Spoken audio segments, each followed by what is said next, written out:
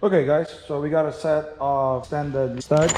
I'm gonna put this on today. So hopefully by the end of the day we can run the slicks because you need spacers to clear the calipers. This thing is running Integra front brakes. I also got bearings for it because I think the bearings already started making noise. So what I'm gonna do is I'm gonna pull the hub out and then pull the whole spindle out. And then we'll take it to the press and press it out. So yeah, let's get this car jacked up and get going. Okay, so let's get the wheels off.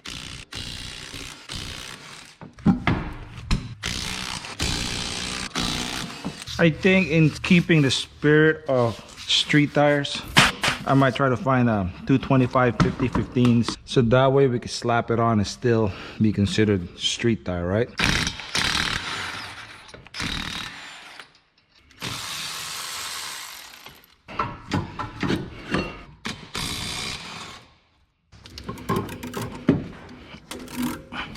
Okay, so that's done. Gotta get the screws off and then we can pull the hub out. Okay, we're back. I'm gonna grab this from my toolbox in the garage. The other side.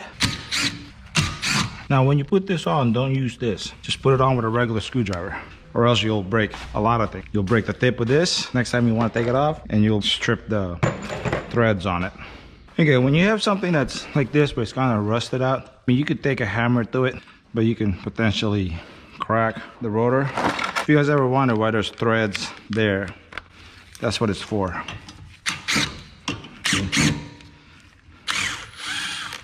Okay. Makes life easier. Wasn't that stuck on there.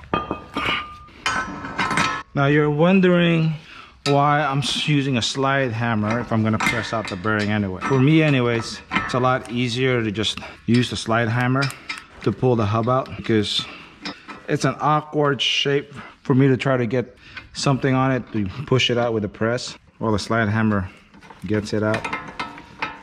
Now it's also important, I know this thing screws onto this, but they provide you this bolt. Make sure you put it on the back side. You will strip this and then this will be ruined.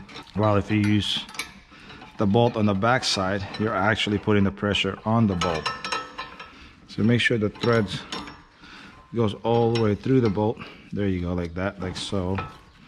And then back it out until it's touching it. So that should be good. There you go, that's one. There you go. And normally you just bang out the old studs, put the new one in. You could probably get away putting some grease, but this car has 300,000 miles. I know it was sitting long enough that it was growing weed right there on a carpet too. I think it's on the video when I first got this. So if you scroll back a few videos ago. So I figured I'm doing this much work to it, might as well change the bearing. We got this. When I get back there, I'm just gonna use a chisel, put it on the vise and get it out. So for now, we'll put it right there. Put this one right there. And let's get the spindle out. Yeah, that's down. Still good. There you go, that one's out. Out. Yep, it's out. Here. Okay, here's one. You put the nut on it just in case you miss and you hit the nut and you don't hit the thread.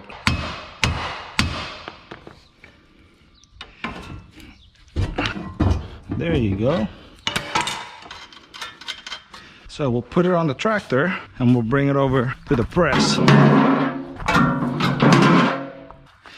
Change this out.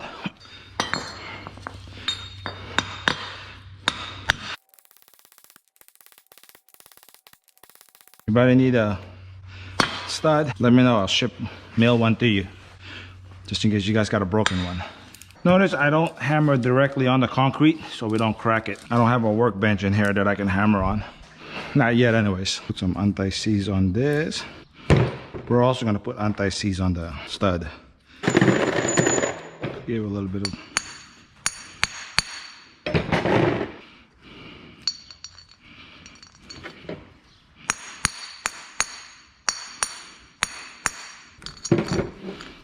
Love tap didn't work, huh? What can you say? Okay, let's drive it in. On the other side, we'll remember put the rotor on it because there's a little gap, see? So why am I putting the rotor? Because part of it sticks out with no threads and the lug nut is bottoming out.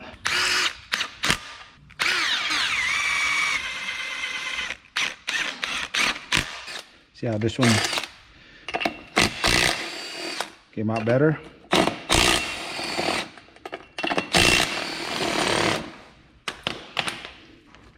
Okay, so it's got the circlip right here. You gotta remove it. There you go. That's out. Let's see if the bearing will drop. Oh yeah, the bearing will drop through. There you go. Then we're gonna put the new bearing. Like so. Trying to get this thing on straight. There you go.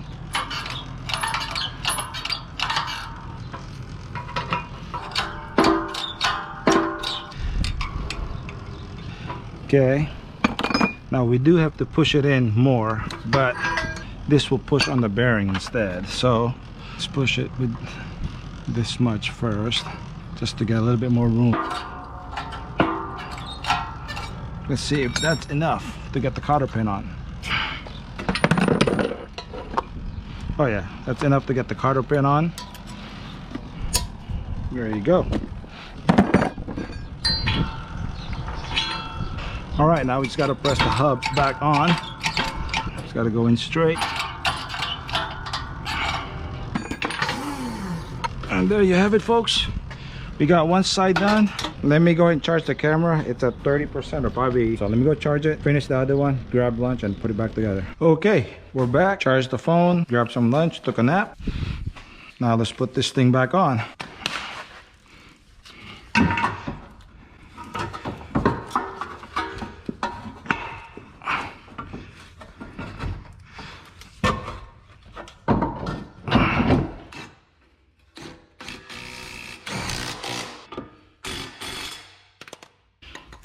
As the saying goes, that ain't going nowhere.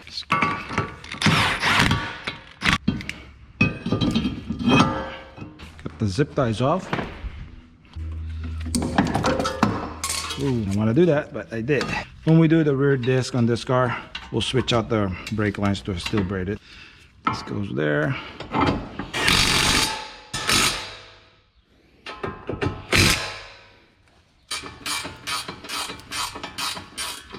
Double check this, make sure it's tight. Let's put this on.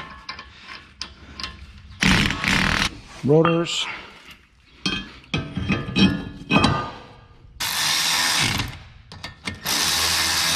There you guys have it. Extended stud is on. Change the wheel bearing. What time is it? I do have to go somewhere and it's 2:30 now. So, because I want to grab the slick set on this, put it on here for tomorrow, but I probably won't have enough time.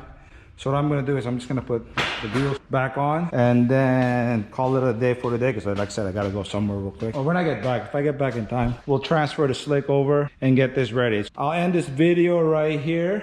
Till next time.